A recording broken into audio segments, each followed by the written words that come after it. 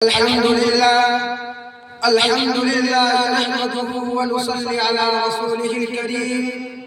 أما بعد، فقد قال الله تبارك وتعالى في القرآن المجيد والفرقان الحميد: أعوذ بالله من الشيطان الرجيم، بسم الله الرحمن الرحيم. ذلك الكتاب لا ريب فيه هدى للمتقين. وقال النبي صلى الله عليه وسلم: خيركم من تعلم القرآن وعلمه. الہی رونق اسلام کے سامان پیدا کر، الہی رونق اسلام کے سامان پیدا کر، دلوں میں مومنوں کے الفت قرآن پیدا کر. صدر محترم، اسٹیج پر رونق افروز بزرگان دین اور حاضرین جلسہ، آج کے اس محفل میں اور آج کے اس مبارک اجلاس میں میرا موضوع سخن دنیا کے سب سے پاکیزہ اور مقدس کتاب قرآن پاک ہے. ہمیں چہتے سورج کی طرح یقین ہے کہ اس کا ایک حرف سچا اور صادق ہے.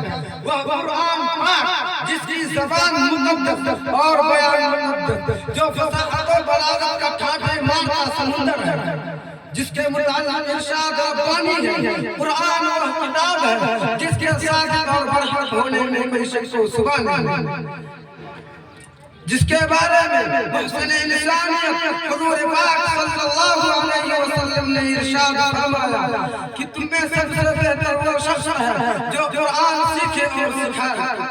دعا کیجئے کہ خداوند قدوس ہم سب کو قرآن کی دولت سے مالا مال فرمائے. آمین. نوجوان دوستو، قرآن پاک رب جلال کی طرف سے عطا کردہ وہ حسین تحفہ ہے جس نے 23 برس کی قلیل مدت میں پورے عالم میں انقلاب برپا کر دیا.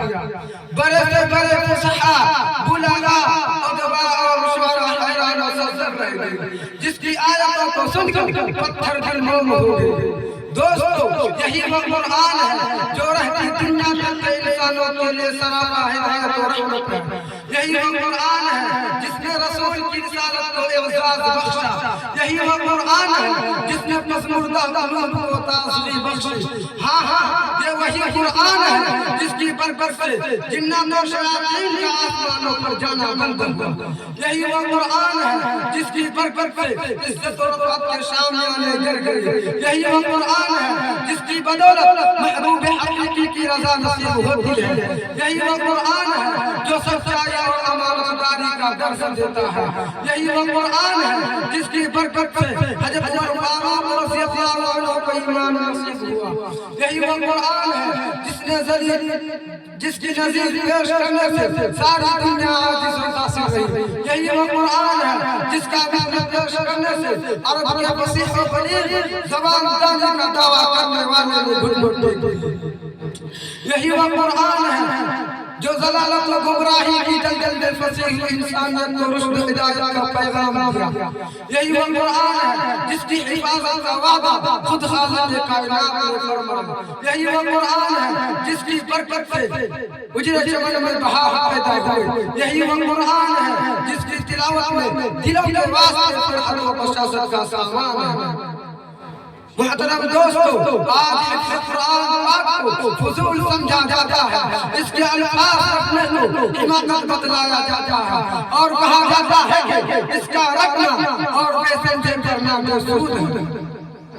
افسوس آج اس قرآن پاک کے بارے میں ہمارا یہ خیال ہے کہ جس کے بارے میں شہنشاہ بطحہ جناب محمد رسول اللہ صلی اللہ علیہ وسلم نے ارشاد فرمایا کہ اقرأ وارتقي ورتل كما كنت ترتل في الدنيا فإن منزلك عند آخر آية تقرأها.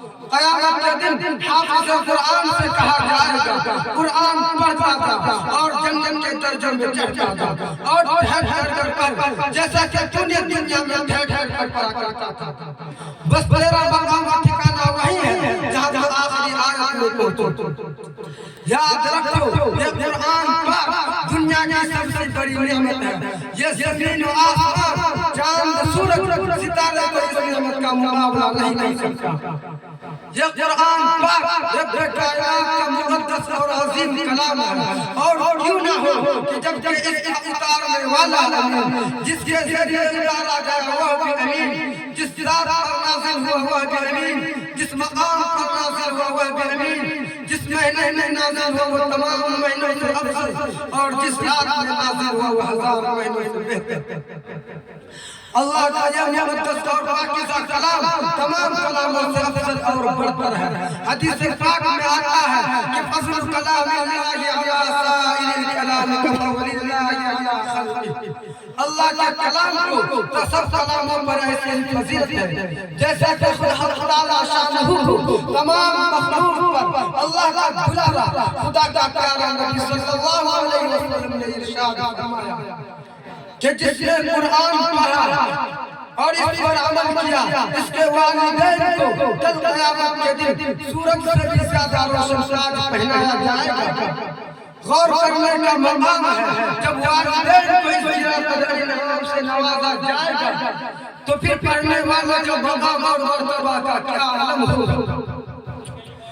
محترم حضرات، قیامت کا میدان ہوگا، 10 ایسے آدمی جن کے لیے جہنم واجب ہو چکی ہوگی۔ حافظ قرآن اپنے رب کے بارگاہ میں سفارش کرے گا، پروردگار عالم ان حافظ قرآن پاک کی سفارش قبول کرے گا، اور ان ایسے 10 آدمی کو ان حافظ قرآن پاک کی برکت سے نجات عطا ہوگی۔ محترم حضرات، قرآن کریم ایسی عظیم برکت اور سعادت ہے جو روح خدا ہوتی ہے، میدان حیات اور سرچشمہ زندگی ہے۔ وہ عرب قوم جو بشتہا حسن سے مردہ چلی آ رہی تھی، دنیا جس کو ذلیل و حقیر جانتی تھی، کوئی ان کو اونٹ کی میگنیوں میں کھیلنے والا سمجھتا، کوئی ان کو جوہرائے عرب کا خلاف دیکھتا، کوئی ان کو جاہل مکہ کہتا۔ لیکن جب قرآن آیا تو جن کا نام جوہرائے عرب تھا، صحابہ کرام ہوگا۔